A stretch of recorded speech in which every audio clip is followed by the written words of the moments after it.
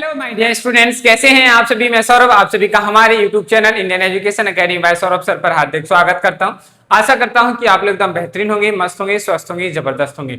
चलिए my dear students, जैसा कि आप सभी को पता है कि हम second lesson chapter second start कर चुके हैं, जिसमें हमने कल की क्लास में सारे कॉन्सेप्ट क्लियर किए, सीखा कि कांस्टेंट क्या होते हैं, वेरिएबल क्या होते हैं, अलजेब्रिक एक्सप्रेशन क्या होते हैं, टर्म्स क्या होते हैं, कोफिशिएंट्स क्या होते हैं, अनलाइक टर्म्स क्या होते हैं, लाइक टर्म्स क्या होते हैं, पॉलिनोमियल्स क्या होते हैं, types of polynomials, degree of polynomial.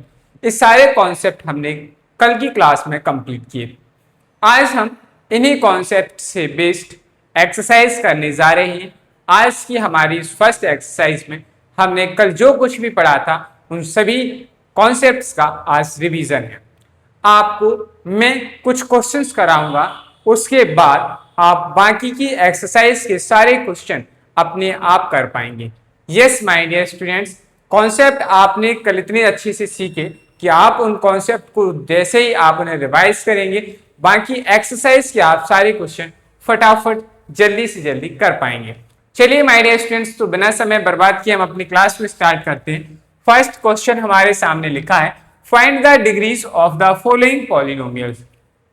आपको कुछ पॉलिनोमियल्स दिए गए, इन पॉलिनोमियल्स की आपको डिग्री बताना है कि इस पॉलिनोमियल्स की डिग्री कितनी है। हमने कल की क्लास में इस कॉन्सेप्ट को बहुत बेहतरीन तरीके से सीखा था कि डिग्री कैसे निकालते हैं। तो डिग्री निकालने का हमारा एक तरीका था, हमने पढ़ा था क्या होता है, the highest power of variable is called the degree of the polynomial. यानी कि किसी भी वेरिएबल की हाईएस्ट पावर को ही हम क्या कहते हैं, उसकी डिग्री कहते हैं। यह हमारा कॉन्सेप्ट है। इसी कॉन्सेप्ट से बेस्ड हमारे सामने कुछ क्वेश्चंस दिए हैं। ये क्वेश्चन का आंसर मैं आपको बताऊंगा, बाकी क्वेश्चंस के आंसर आप लोग खुद कर पाएंगे। चलिए देखते हैं कैसे। क्या दिया गया, पहला एक्सप्रेशन दिया गया, पॉलिनोमियल दिया गया है 2x² - 5x + 3। आपको इसकी क्या निकालनी है, डिग्री ऑफ पॉलिनोमियल निकालना है। तो सबसे पहले क्या लिखेंगे, सॉल्यूशन में हमें मेंशन करना है क्या दिया गया है। तो हम लिखेंगे गिवन है, हमें क्या गिवन है आपको, तो दिया गया है 2x² - 5x + 3। ये हमारे पास एक पॉलिनोमियल है। इसमें बताइए my dear student, what is the highest power of variable. Variable हमारा क्या है, x है, और यहाँ x की पावर 2 है। यहाँ x की पावर कुछ नहीं होता है तो 1 होता है। 1 हम मेंशन करते नहीं, इसलिए यहाँ पे लिखा नहीं गया, लेकिन आपको समझना है कि यहाँ x की पावर कितनी है, 1 है। यहाँ x की हाईएस्ट पावर 2 है, तो 1 बड़ा होता है या 2, पावर 2 ज्यादा होती है, तो यही हमारे पॉलिनोमियल की क्या हो जाएगी, डिग्री हो जाएगी। तो हम यहाँ लिखेंगे, क्या लिखेंगे, हाईएस्ट पावर ऑफ वेरिएबल। क्या लिखेंगे, हाईएस्ट पावर ऑफ वेरिएबल कितनी है, आपने कहा सर 2 है। कितनी है भाई, 2 है। तो हमारी डिग्री भी क्या हो जाएगी, 2 हो जाएगी। तो कैसे लिखेंगे हम, हैंस करके कह देंगे, hence 2x² - 5x + 3 is a polynomial of degree 2। कितनी डिग्री का है, 2 डिग्री का पॉलिनोमियल है। यही हमारे इस क्वेश्चन का आंसर। बताओ भाई, कुछ डिफिकल्ट क्वेश्चन है, कुछ ज्यादा खतरनाक है, कुछ नहीं है ना, बड़ा आसान।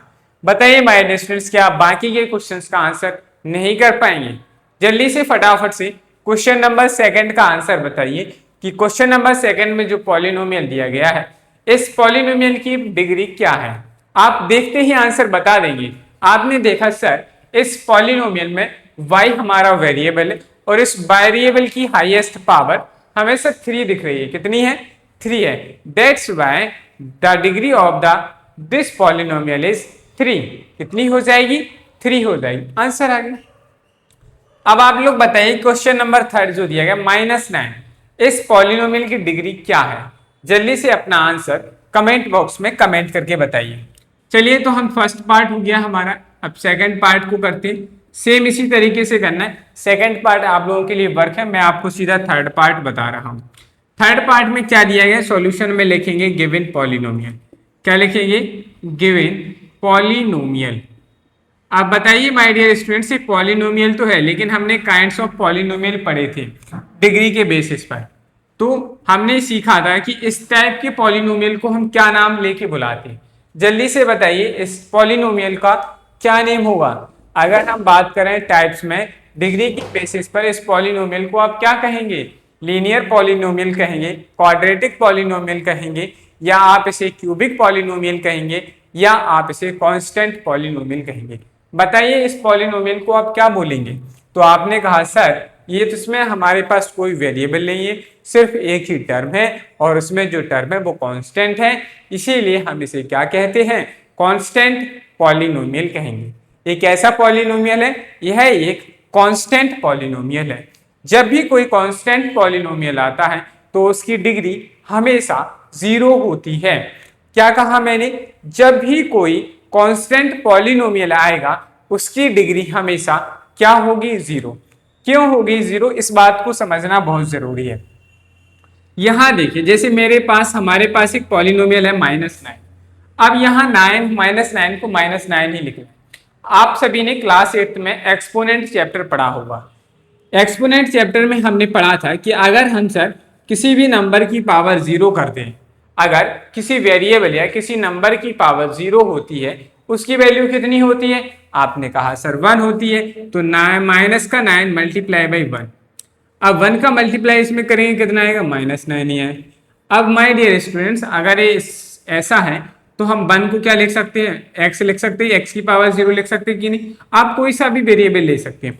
बताइए अगर इस तरीके से लिखा है तो इस इस पॉलिनोमियल में x की हाईएस्ट पावर कितनी, 0 है। तो इस पॉलिनोमियल की डिग्री भी कितनी हो जाएगी, 0 हो जाएगी। समझ में आई बात। दैट्स वाई हम क्या कहेंगे, हाईएस्ट पावर ऑफ पॉलिनोमियल। तो हम यहां क्या लिखेंगे,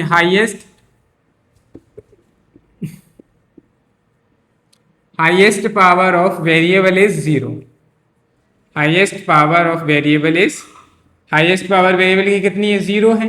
तो हम क्या कहेंगे कि -9 इज अ पॉलिनोमियल ऑफ, तो ये पॉलिनोमियल हो गया कितनी डिग्री का, polynomial of degree 0, of degree 0। यहां आप 0 ऐसे लिख सकते हैं।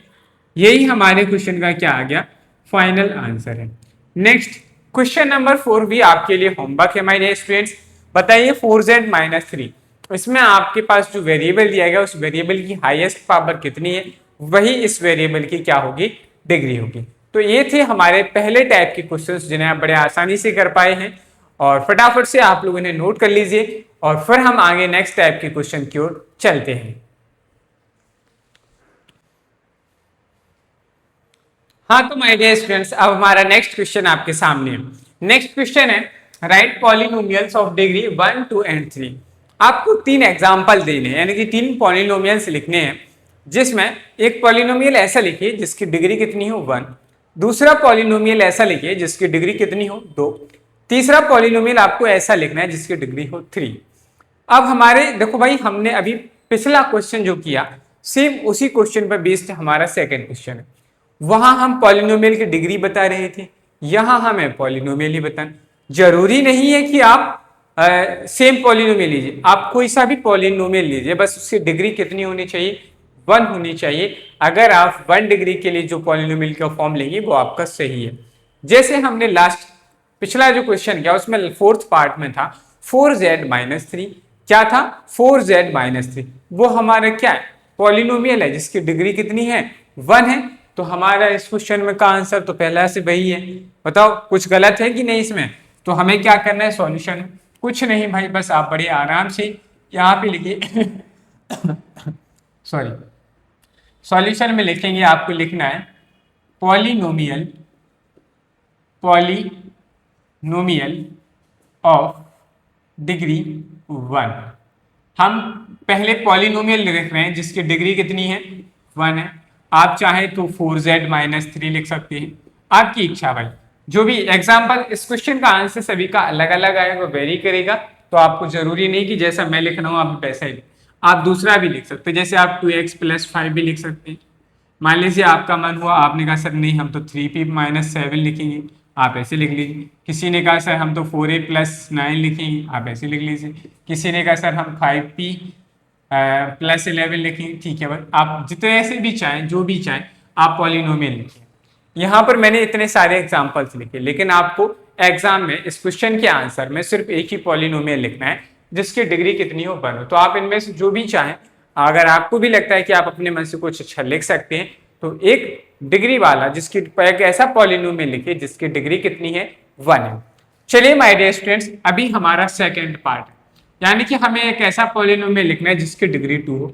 तो हम क्या लिखेंगे now, polynomial of degree 2, polynomial of degree 2 degree के लिए हम पॉलिनोमियल लिखने जा रहे हैं। अब 2 डिग्री के लिए पॉलिनोमियल लिखने जा रहे हैं तो उसमें हमारे क्या होनी चाहिए, यानी कि जो वेरिएबल होंगे उस वेरिएबल की हाईएस्ट पावर कितनी होनी चाहिए, 2 होनी चाहिए। कोई सा भी वेरिएबल ले सकते हैं, चॉइसेस ये हो। जैसे मान लीजिए मैंने यहाँ लिखा 4y² प्लस 3y माइनस 5, ये हमारा क्या है, इसमें देखो इस पॉलिनोमियल में y की हाईएस्ट पावर कितनी है, 2 है। तो इस पॉलिनोमियल की डिग्री कितनी हो गई, 2 हो गई, 2 हो गई। इसलिए हमारा ये क्या कहलाएगा, एक पॉलिनोमियल ऑफ डिग्री 2, ये 2 डिग्री का पॉलिनोमियल हमारा हो गया। ठीक इसी तरीके से आपको एक और लिखना है, एंड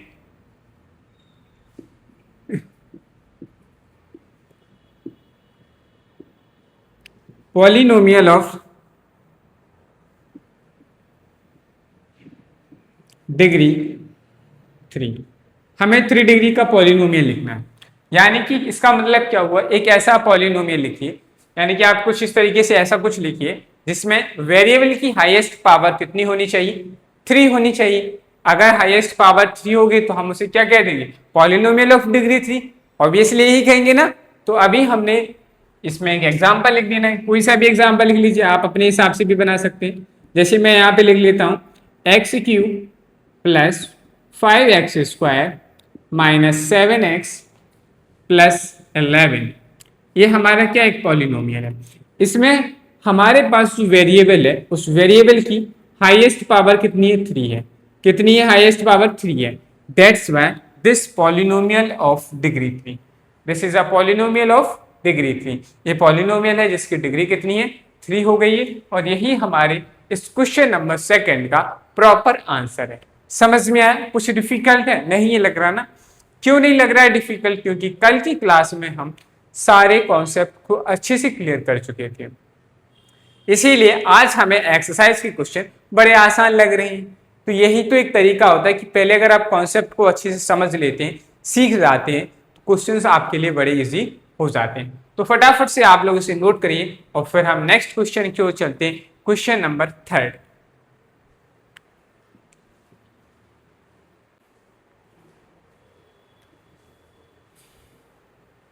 हाँ तो माय डियर स्टूडेंट्स, अब हमारे next question number 3 and question number 4 की बात करते हैं। क्वेश्चन नंबर 3 की बात करते हैं। पहले क्वेश्चन नंबर 3 में कहा गया what are the coefficients of x² and x³ in the polynomials. आपको एक पॉलिनोमियल दिया गया है, इस पॉलिनोमियल में आपको बताना है कि x² का कोएफिशिएंट क्या है और x³ का कोएफिशिएंट क्या है। फटाफट से देखो, हमने पिछली क्लास में भी यही पढ़ा था।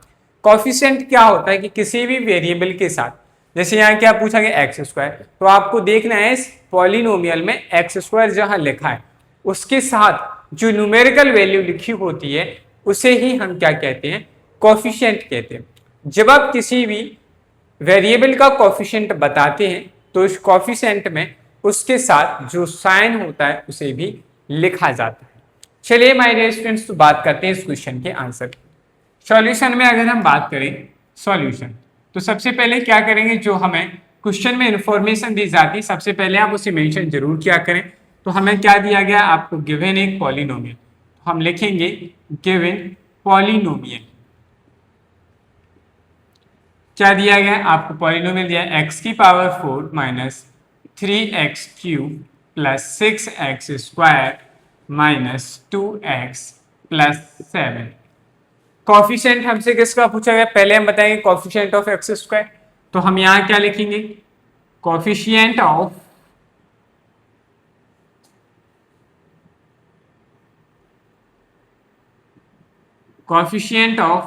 x²।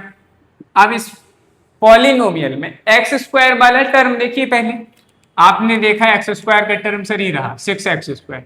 अब हमें x² तो इसके साथ वेरिएबल है, तो आप बताइए x² के साथ कितना लिखा है, 6। और ये 6 तो प्लस का है, यस, तो यही 6 हमारा क्या कहलाएगा, कोफिशिएंट ऑफ एक्स क्यू। तो यहाँ क्या आ जाएगा, 6 आ जाएगा। ठीक इसी तरीके से अब हमें क्या निकालना है, कोफिशिएंट ऑफ एक्स क्यू। तो क्या लिखेंगे, आपको प्रॉपर स्टेटमेंट लिखना है भाई, coefficient of x Q. X Q का कोफिशिएंट कितना होगा, देखो भाई सब्ट्रैक्ट से देखिए, एक्स क्यू वाला टर्म कहाँ है, ये रहा, इसमें हमारा एक्स क्यू लिखा है, वेरिएबल है। चलो सर एक्स क्यू के साथ कितना लिखा, 3, लेकिन उससे पहले क्या लगा, माइनस, तो आपको माइनस भी लिखना होगा। तो हम यहाँ एक्स क्यू कोफिशिएंट क्या लिखेंगे, माइनस लिखेंगे, और न्यूमेरिकल वैल्यू क्या है, -3। तो ये हमारा एक्स क्यू का क्या हो गया, कोफिशिएंट हो गया। यही हमारे क्वेश्चन का क्या है, आंसर है। आपको बिल्कुल प्रॉपरली इसी तरीके से लिखना है, तभी आप अगर इस तरीके से लिखते हैं, यकीन मानिए माय डियर स्टूडेंट्स, कोई भी टीचर आ जाए, कैसा भी टीचर हो, आपके मार्क्स इस तरीके से लिखने से बिल्कुल भी 1% चांस नहीं है कि वो आपके मार्क्स काट सके। अगर आप इस तरीके से प्रॉपरली आंसर करेक्ट लिखते हैं, यकीन मानिए आपको 100% आपको पूरे पूरे मार्क्स दिए जाएंगे। समझ में आई? ये डिपेंड, हमें मार्क्स स्टूडेंट अच्छे तभी ला सकता है जब वो आंसर को सही तरीके से प्रॉपरली सही प्रॉपर मैनर में लिखते हैं। जब आप आंसर को प्रॉपर तरीके से लिखेंगे, प्रॉपर मैनर में लिखा है, आपको जैसे आंसर को लिख के बताना चाहिए आपने लिखा है, तो हर एक एग्जामिनर आपको उस क्वेश्चन के पूरे आउट ऑफ जितने भी मार्क्स हैं वो सारे के सारे मार्क्स आपको देता है। इसीलिए माय डियर स्टूडेंट्स, आपको आलस नहीं करना है, आप पूरा जैसे मैं बता रहा हूं आपको पूरा प्रॉपरली लिखिए, यही आपके क्वेश्चन का क्या है, आंसर है। नेक्स्ट क्वेश्चन नंबर 4 की बात करते हैं। This is very most important. ज्यादातर स्टूडेंट्स ऐसे क्वेश्चंस को करने में थोड़ा कंफ्यूज हो जाते हैं। क्यों कंफ्यूज हो जाते हैं, अभी मैं बताता हूं। क्वेश्चन को पढ़िए, क्या लिखा है, what is the coefficient of Z in the polynomial 4z³ + 5z² - 11। अब आपसे पॉलिनोमियल का क्या पूछा गया, कोफिशिएंट ऑफ जेड पूछा गया है। अब बताइए माय डियर स्टूडेंट्स, आप लोग कमेंट करिए कि इसमें इस पॉलिनोमियल में z का कोफिशिएंट कितना है। आप लोग बताइए कि इस पॉलिनोमियल में जो z है उसका कोफिशिएंट कितना है। अब आप कहोगे सर इसमें हमें z क्यों दिख रहा है, z² दिख रहा है, z तो कहीं दिख नहीं रहा। अब दिख नहीं रहा है तो सर हम क्या करें, क्या हम लिख दें कि दिख नहीं रहा, नहीं लिख सकते। ये आंसर थोड़ा सी होगा, नहीं दिख रहा तो हम नहीं बताएंगे, आपको बताना है कि इसका कोफिशिएंट क्या होगा।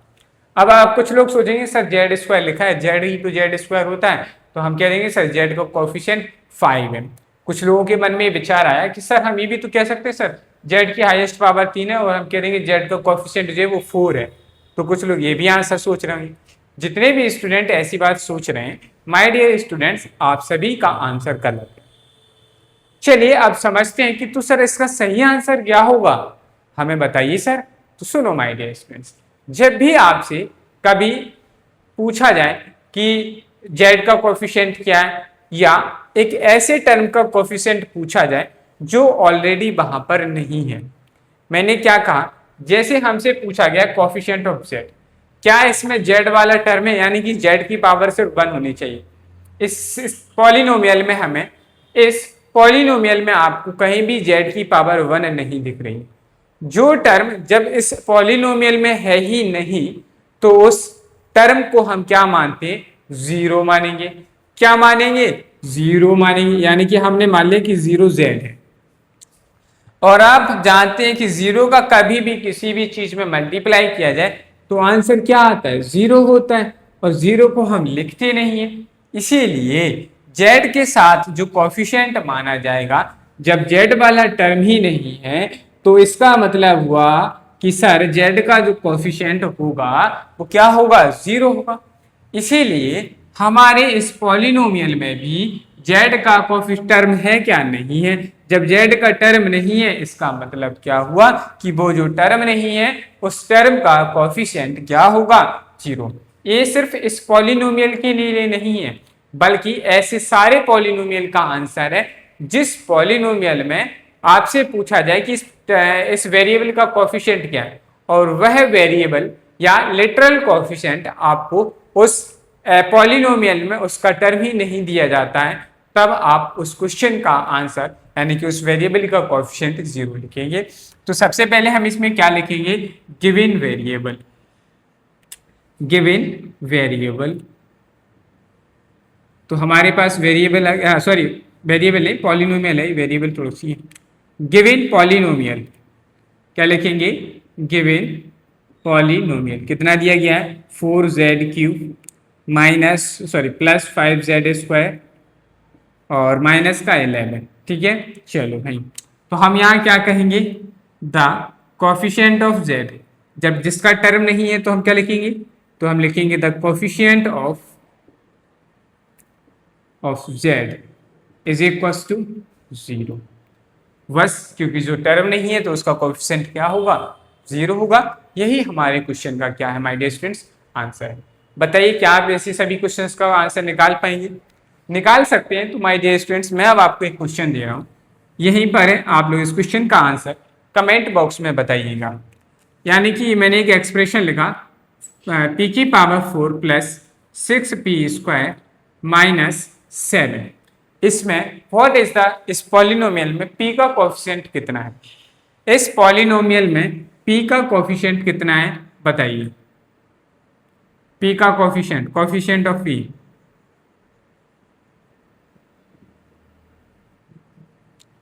इस पॉलिनोमियल में p का कोफिशिएंट क्या होगा, p² का कोफिशिएंट क्या होगा एंड p⁴ का कोफिशिएंट क्या होगा, coefficient of p² and p⁴, इन तीनों का कोफिशिएंट आप लोगों को अपना आंसर कमेंट बॉक्स में कमेंट करके बताना है। फटाफट से नोट करिए और हम इस एक्सरसाइज के लास्ट क्वेश्चन को करते हैं और हमारी एक्सरसाइज कंप्लीट हो जाएगी। चलिए तो फटाफट से नोट डाउन कर लीजिए। हाँ तो माय डियर स्टूडेंट्स, इस एक्सरसाइज का हमारा लास्ट क्वेश्चन है और ये बेहतरीन सा क्वेश्चन है। आप लोग इस क्वेश्चन का आंसर बताइए अगर आप कर पाते हैं तो। क्या है क्वेश्चन समझिएगा, लिखा है what is the constant term of the polynomial. आपको एक पॉलिनोमियल दिया गया है, इस पॉलिनोमियल का कांस्टेंट टर्म क्या है, बड़ा आसान क्वेश्चन है, बड़ा सिंपल क्वेश्चन है। क्या लिखा है 9x³ + 5x² - 8x - 10 पॉलिनोमियल, बड़ा अच्छा क्वेश्चन है। बताइए क्या आप लोग इस क्वेश्चन का आंसर कर पाएंगे, आप कहेंगे सर ऑब्वियसली हम तो कर ही लेंगे, कर पा रहे हो कि नहीं। अगर आप क्वेश्चन कर पा रहे हैं, यकीन मानिए आपको पिछली क्लास के सारे कॉन्सेप्ट बड़े अच्छे से याद हैं। ये मान लीजिए आपने 25% अपना क्लास 9th का मैथ्स का बेस बना दिया है। आगे की एक्सरसाइज और बाकी की जो चैप्टर्स हैं आपको ये बहुत ही ईजी लगेंगे क्योंकि आपने ये सारे कॉन्सेप्ट्स को बड़े अच्छे से कर लिया है। चलिए गिवन बात करते हैं, गिवन पॉलिनोमियल, हमें पॉलिनोमियल दिया गया है, क्या है दिया है पॉलिनोमियल है, गिवन पॉलिनोमियल कितना दिया है 9x³ + 5x² - 8x - 10, constant term of polynomial. तो यहाँ क्या लिखेंगे हम, कांस्टेंट टर्म ऑफ पॉलिनोमियल। आखिर कांस्टेंट टर्म क्या होता है, तो हमने पढ़ा था कांस्टेंट, कल की क्लास का फर्स्ट हमारा कॉन्सेप्ट यही था कि कांस्टेंट क्या होते हैं। तो हमने पढ़ा था the numerical value, a number which has a number having fixed numerical value is called constant. एक ऐसा नंबर जिसकी न्यूमेरिकल वैल्यू फिक्स्ड होती है उसे ही हम क्या कहते हैं, कांस्टेंट कहते हैं। तो इसमें बताओ ऐसा कौन सा नंबर है, देखो भाई ये तो हमारा वेरिएबल है, ये वेरिएबल है, ये वेरिएबल है। वेरिएबल में हमने 3 प्रॉपर्टी सीखी थी। क्या कहा था कि वेरिएबल में अगर जब आप किसी भी वेरिएबल की पावर में कोई नंबर लिखते हैं तो वह भी क्या होता है, वेरिएबल होता है। दूसरी प्रॉपर्टी में हमने सीखा था जब आप किसी नंबर को किसी वेरिएबल के साथ मल्टीप्लाई करते हैं तो जो आंसर आता है उसे भी हम वेरिएबल कहते हैं। तो यहाँ सभी के साथ वेरिएबल कनेक्टेड है, इसका मतलब ही हुआ कि जो वेरिएबल के साथ नंबर लिखा है वो सभी वेरिएबल ही तो हैं। बचा क्या है, हमारे पास सिर्फ एकमात्र न्यूमेरिकल वैल्यूज है -10, क्या है 10, इसकी जो वैल्यू है तो हम कांस्टेंट टर्म में लिखेंगे, विद साइन लिखते हैं तो हमारा कांस्टेंट टर्म क्या हो जाएगा -10। यही हमारे क्वेश्चन का क्या हो गया answer, that's it. Hence finally hence करके भी लिख सकते हैं आप, hence the constant term of polynomial, hence the constant term of polynomial is -10। That is the answer. तो बताओ माय डियर स्टूडेंट्स, कैसी लगी आज की क्लास। ये थे हमारे 5 बेहतरीन से क्वेश्चन जो फर्स्ट एक्सरसाइज में थे। आप एक एक्सरसाइज और कंप्लीट कर चुके हैं और बताइएगा कि आज की क्लास कैसी लगी। आशा करता हूं कि आज की क्लास आप लोगों को पसंद आई है। अगर आप ऐसे ही क्लास 9 सीबीएसई बोर्ड 2026-27 की प्रिपरेशन मेरे साथ करना चाहते हैं तो आप अभी हमारे यूट्यूब चैनल को सब्सक्राइब कर लीजिए, जिस पर हर शाम 7 बजे आपको लाइव क्लास होती है और हम हर एक चैप्टर को स्टेप बाय स्टेप कंप्लीट कर रहे होंगे। चलिए, आशा करता हूं कि आज की क्लास आपको पसंद आई। अगर क्लास पसंद आई है तो वीडियो को लाइक करें, चैनल को सब्सक्राइब करें, बेल आइकन को प्रेस करें, जिससे कि आपको हमारी आने वाली नेक्स्ट क्लासेस का नोटिफिकेशन समय पर मिलता रहे। साथ ही वीडियोस को अपने फ्रेंड्स के साथ शेयर करें, जिससे वो भी जुड़कर अपनी मैथ्स यानी कि न्यू एनसीईआरटी सिलेबस कुछ समय पर कंप्लीट कर सकें। चलिए, आज के लिए इतना ही रखते हैं, मिलते हैं कल।